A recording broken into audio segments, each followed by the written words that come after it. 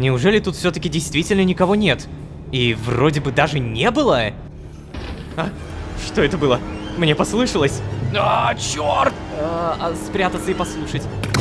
Блин, подожди, скафандр! Скафандр! Ложка, скафандр!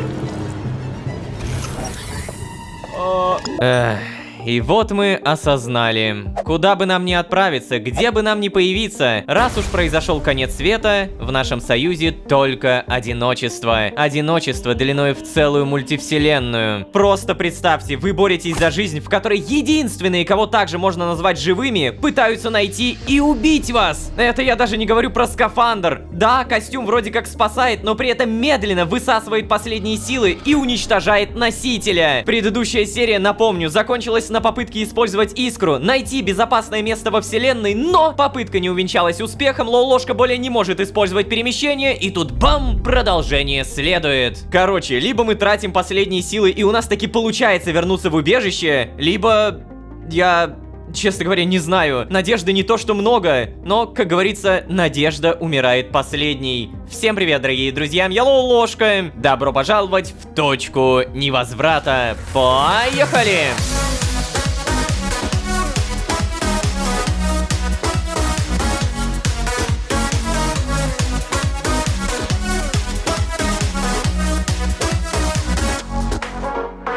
И снова всем привет, дорогие друзья, я Лолошка. Добро пожаловать в точку невозврата. Сезон, в котором мы пытались сбежать. Да, убийственная попытка использовать последние силы на телепортацию — это, возможно, худшее и лучшее решение одновременно. С одной стороны, теперь мы знаем, что наше одиночество — это не метафора. А с другой стороны, на это знание потрачено последнее... Как вы думаете, что? Магия? Нет, друзья. Самое страшное, что потерял Лолошка, это его самая сильная сторона характера. Надежда. Лолошка действительно потерял все, что у него было. Сейчас у меня 0 догадок, как из ситуации, где тебя убивает все и везде, выбираться. Но давайте догадки делать не будем, просто смотрим, что будет дальше. Начинаем через 3, 2, 1.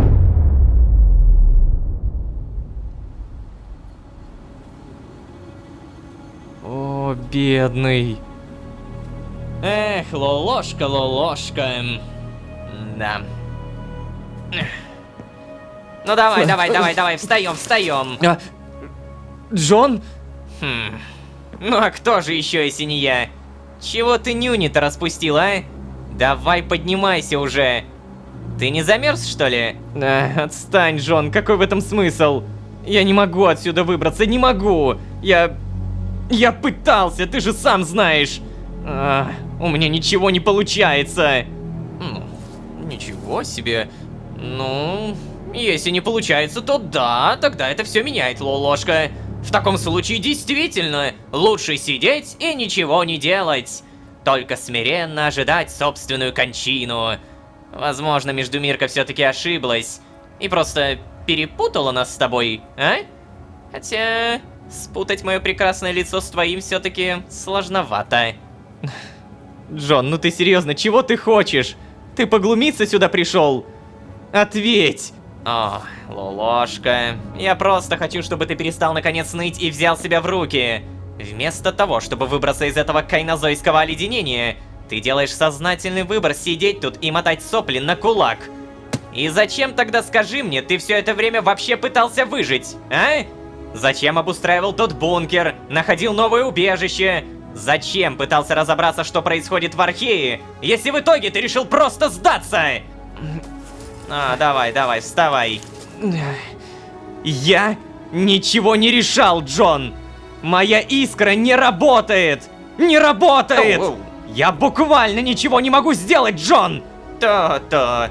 Лолошка, ты же попробовал всего лишь один раз. Только один раз. Кажется, ты действительно сошел с ума. Потому что это вообще на тебя не похоже. Ну что не похоже? Что я могу сделать? Да как обычно же, то, что ты всегда делаешь. Попробовать снова. Лолошка, ты через столько прошел, что я всегда был уверен в твоей экстраординарной способности выбраться из любой пертурбации. Именно поэтому я и взял тебя с собой в Архей. Болвана кусок. Потому что знал, что ты справишься. И видеть тебя сейчас — это Это хуже, чем жалко, Лолошка. Ты же, мать твою, первый. Так веди себя соответствующе. Джон. Никаких Джон. Соберись, Лолошка. Просто соберись. Твоя вспышка не работает, потому что ты развел панику. Давай, дыши. Вдох. Пауза. Выдох. Повтори это пару раз. Ну вот и молодец. Чао. Ага. Черт, не могу понять, почему каждый раз я могу взять себя в руки только после того, как появится Джон. Такое чувство, будто я не могу функционировать нормально, если у меня нет наблюдателя. Я же понимаю, что Джон это только моя голова, иллюзия. Но почему-то без его появления у меня буквально нет сил даже встать. Надо выбираться отсюда. А то или я замерзну до смерти, или костюм сядет. Здесь так мало места. Чувствую себя как в спичечном коробке. Ладно, наверное, попробую снаружи. Лишь бы в этот раз все получилось, пожалуйста. Вдох. Пауза. Выдох. Вдох. Пауза. Выдох. Угу. Слушайте, это было сильно, а еще сильнее видеть 2% заряда. Давай-ка, наверное, экстренный аккумулятор мы используем. Да, вот так поспокойнее будет. Ты же, мать твою, первый. Так веди себя соответствующе. Да, я напомню, что самый-самый первый Лолошка это этот Лолошка, тот, за которого мы играем. А Джон хоть когда-то и носил имя Лолошки, все равно переименовался в Джона, и как бы он ни старался, то есть даже если он вернет себе имя Лолошка, он все равно не изначальный. Окей. А что мне в итоге надо выйти? Ща, на всякий случай тут все посмотрим. О, гниль, возьмем. Далее никаких крутых предметов здесь вроде бы не найдется. Какая-нибудь уточка, кстати. Нет? Вроде бы по нулям. Ладно. Итак, Архей. Я хочу вернуться в Архей. В мое маленькое скромное убежище, где меня не найдет никакая организация. Где я смогу хотя бы ненадолго перестать переживать о том, что скафандр разрядится и я умру. О. Хорош! Хорош! Получилось? А, черт, у меня получилось! А, наконец-то! Я живой! Я живой! О, да, ты живой! О, Джон, огромное тебе спасибо за буллинг! Как же хорошо быть в тепле! Так, ладно, надеюсь, мне хватит аккумуляторов. Без заряда костюма я окажусь запертым здесь. Ну, или в машине. Любой из вариантов мне не нравится. Может быть, Лая поможет? Стоп! Я же могу вернуться в свое карманное измерение! Почему я подумал об этом только сейчас? Да, заряд скафандра это бы не спасло, но я же был бы в тепле! Черт, какой же я идиот! Джон действительно был прав. Ну ладно, зато я научился контролировать искру. Вроде бы. Ладно, это не самое сильное оправдание моего панического бездействия. Я смог вернуться, и это главное. Сейчас я не вижу смысла разговаривать с Лаей. С зарядом костюма она мне никак не поможет. Кажется, снова придется ненадолго наведаться в бункер. Иначе смерть, которая не настигла меня в том мире, настигнет в этом. Но сначала все же... Так, надо прийти в себя. Хорошо. Ух, нифига, сколько опыта, 14 тысяч. Машина! Убежище! Я такой довольный! Привет, мистер О'Флафферти! Привет, уточка! 100% используем еще аккумуляторы. Я не знаю, наверное, 53%. Да, это пока что более-менее нормально и позволяет мне думать о хорошем. Тумбочки у меня пустые, я сюда толком ничего не складывал. Но, наверное, можно сложить гниль, далее красную печать, да и в целом все ненужное. Далее садимся, заводим, хорошо, и открываем. О, как же хорошо, что у нас замечательная погода. Да, я бы, конечно, был доволен, если было бы утро. Но в целом... Ладно, поехали. Тут, по идее, налево. Далее сейчас снова налево. Тихо, не врезаться. Я напомню, если мы куда-то врезаемся, то прочность у машины тратится. То есть, чисто теоретически, она может заглохнуть, и ее придется чинить. Как это дорого, я не знаю. Но чинить мне точно не хочется. Что-то как-то на самом деле странно, что я действительно еду в бункер. Мне кажется, что это отвратительная идея. Вам не кажется? Не, попробовать, конечно, можно. Я, честно говоря, не спорю. А ведь организация наверняка поджидает меня в бункере, да? Уполномоченные копаться в моих вещах уже наверняка прибыли. Все портативные аккумуляторы вокруг я уже собрал. И надолго их явно не хватит. Ресурсов создать новые у меня нет, как и времени на поиски. Так что, да, придется рискнуть. Еще раз. Как обычно. Как же я не хочу этого. Как же мне надоело постоянно рисковать. Впрочем, теперь, когда я контролирую свою искру, если что, я просто сбегу в другой мир, верно? Раз уж существуют негативные стереотипы о мироходцах, которые вечно куда-то бегут, буду подкреплять эти стереотипы. Да, верно. Сейчас, давай только вот сюда куда-нибудь заедем. Мы как раз около бункера. И я так понимаю, сейчас дронов не будет, да? Потому что там уполномоченные прибыли. Или будут? Или не будут? Слушай, а подожди, вот тут я помню, дверь вроде какая-то была. А, я ее открывал. Мало ли тут аккумуляторы есть. Типа здесь-то я явно не все обследовал. Сейчас быстренько. Привет. Ничего. Так, здесь тоже фигня какая-то. Блин, ну нет. Ничего на аккумуляторы вроде не похоже. Слушай, а у меня сейчас идея появилась. Если я не вижу никаких дронов, то, может быть, мы перепаркуем машину как-то даже поближе? Вот так вот, а? Аккуратненько. Та-та-та-та-та-та, смотри, а дронов вообще по нулям. То есть я вообще чисто в теории могу сразу вот так на туннель поставить и не париться. И если что, уедем, заглушаем. Вроде бы дронов нет. Надеюсь, так будет и дальше. Хорошо, что в машине не тратится заряд костюма. Иначе бы я не успел добраться. Справедливо.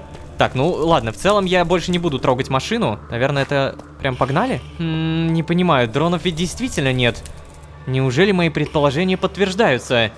Упавшие и намоченные уже были здесь. Или даже до сих пор там. Надеюсь, мой бункер остался в целости и сохранности. Мой бункер. Но если разбираться, то он скорее действительно мой, чем этой дурацкой организации. Так, ладно, Лолошка, зашли, зарядились и вышли. О, блин. Чё-то меня прям реально смущает ситуация, когда 0 дронов, и все выглядит так, как будто никто никогда сюда не прилетал, не прибегал и так далее. Ну, пока что вроде бы никого не видно. Да. Это правда. Причем бункер, самое главное, смотри, он работает. Так, здесь у нас уточки. Ой, погоди. Сразу давай нагрудник. Окей, зарядка не должна занять много времени. Неужели тут все-таки действительно никого нет? И вроде бы даже не было? Решили, что я не идиот и сюда больше не вернусь? Так получается? Наверное, но я бы не был таким уверенным, Лолошка. Обязательно зарядимся. Обязательно покушаем, кстати говоря. А то мне бегать уже никак. Ага, тут ничего. О, поврежденный дрон. Что это было? Мне послышалось? Черт, нет, все-таки они знают, что я идиот. Что делать? Черт! Блин, подожди, у меня скафандра нет. Спрятаться и подслушать, уйти в свое карманное измерение, остаться на месте. Спрятаться и подслушать. Блин, подожди, скафандр! Скафандр! Ложка, скафандр! Это же... Ого! Настолько?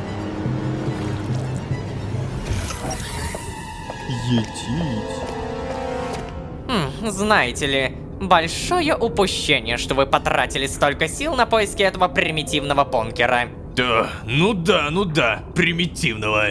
Радиоэкранирование, фильтр восприятия, композитная обшивка, исключающая возможность обнаружения сонаром. И как вишенка на торте, не про обнаружение, конечно, но каталитический нейтрализатор временных частиц. Но это же... Да, так и об этом же. Технология, подобная нашей. Не уверена, что появление информации об этом в отчете сильно поможет в вашей ситуации. Знаете ли, коллега, мне всегда казалось, что подобные технологии тщательно охраняются. Информация про них не находится в открытом доступе. Это вы сейчас на что намекаете? Ох. На то, что нужно провести дополнительное внутреннее расследование.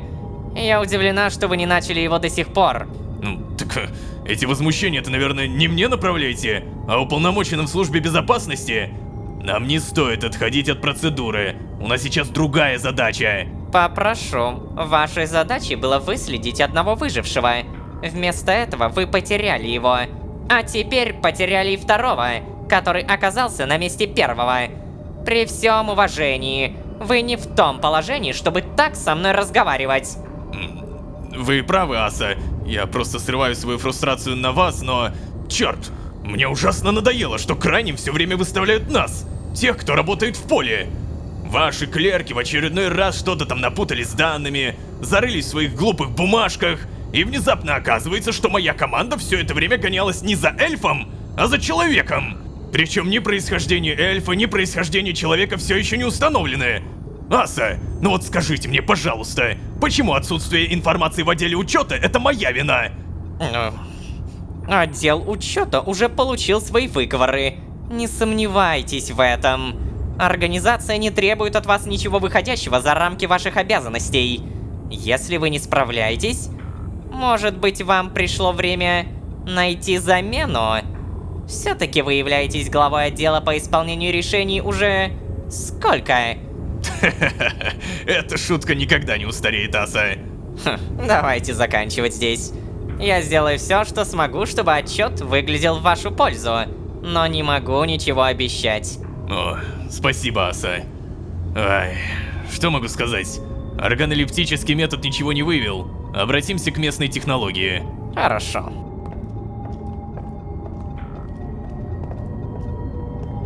Он хочет Уткар посмотреть. Тихо, тихо, тихо, тихо, тихо.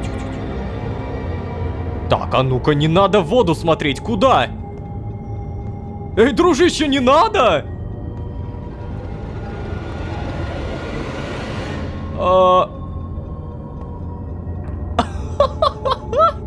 Реально засел там. А то, что костюм заряжается, они не заметили, да? Ой, слава богу, что... Эй, слушай, разыскиваемый никогда не менял белье. Ну так ведь времени-то прошло всего ничего. Ладно. Примитивные технологии этого века не дают никакой информации. Говоришь, все-таки примитивные? И откуда вы? Кто вы? Что вы? Ну, я понимаю, что это организация, но... Знаете, Аса, это, конечно, не моя область компетенции, но если бы меня спросили, я бы сказал... Кто-то, обладающий куда более продвинутым знанием, использовал местные технологии в качестве основы, базы для своих разработок. О, да что ж такое? Как же мне не нравится эта зачистка. Всегда что-то идет не так, но в этой линии... Да, согласен. В этой линии все идет как-то не так. Пойдемте, я не хотел бы, чтобы кроме моего отдела и отдела учета, по голове настучали еще и отделу контроля. О, вы так галантны. Не забудьте выставить патруль из дронов, на случай, если беглец решит заявиться. Да, конечно, обязательно. Учитывая опасность этого экземпляра, мы предпримем дополнительные действия. Вот и хорошо. Пройдемте.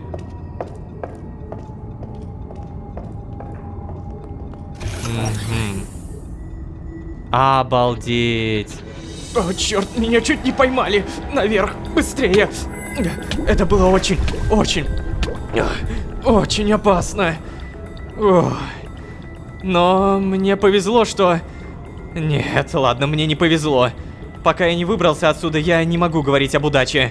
То, что костюм не спалили, да? Так, слушайте, камера на всякий... Смотрящий все еще не появлялся. Вот это пипец. Так, обязательно берем это, надеваем. Здесь у нас, получается, ничего нет и... Ребята, вы поняли? Они искали человека, который выжил в этом бункере. Только при этом не человека, а эльфа. То есть, получается, какой-то эльф жил в этом бункере. Но куда же ты пропал, эльф? Неужели действительно просто испарился? Причем, я думаю, всем очевидно, этот эльф какой-то дико умный. Он знает даже про антискинт, который защищает от этой, типа, радиации или что-то в этом духе. Здесь у нас ничего, погода, благо, нормальная. Ну и что там, реально сейчас будут дроны? Так. О, нет дронов. Хорошо, пока нет дронов. Ну его нафиг, машинка, привет. Так, сразу заводимся. Я слышал дрона. Я слышал только что дрона. Все, вот теперь точно можно сказать, что мне повезло. Надо убираться отсюда, пока не прибыли эти дополнительные действия. Согласен, Лолошка. То есть мы поняли, что над этой временной линией сейчас начинает работать все больше и больше отделов, потому что это для них нетипичный случай. То есть изначально, когда они находили выживших, наверное, с ними было просто. Их тупо убивали, и все. Но тут, значит, появляется некий Лолошка и некий эльф, которые живут. Я насчет эльфа не уверен. Ну, то есть, мы его так и ни разу не видели. Это владелец бункера. Но насчет себя я точно уверен, и меня так просто не оставят. Да, для организации, как я уже понял, нетипичный случай. Так, машинка. Давай как-то аккуратненько заезжаем. Молодцы. Тихо. Главное, чтобы ни во что не врезаться. Глушим. И фу. Так, ладно, надо подумать. Что вообще значит временных частиц? Время же вроде как нематериальное. Ну, разве что кроме смотрящего. Однако Лая про смотрящего вообще не в курсе. Значит, это не про смотрящего. Только это вообще ничего не объясняет. Даже наоборот, еще больше вопросов. Не-не-не-не, ломать голову не вижу смысла. Просто отправляюсь к Лае. Ну да, вот, логично, хорошо. Канистра с топливом, подожди, давай сразу, наверное, зальем на будущее, как говорится. А то я все ношу это и ношу, не заливаю. Прям все топливо точно тратить не буду, потому что как будто бы в будущем появятся такие приспособления, которые тоже будут требовать бензин. Далее мы прописываем Прунус. И... здравствуйте. Кого это я вижу? Снова ты? Привет, Лая. Что, не ожидала меня увидеть, да? Ну почему это? Ожидала. Я же сказала, что тебе некуда бежать.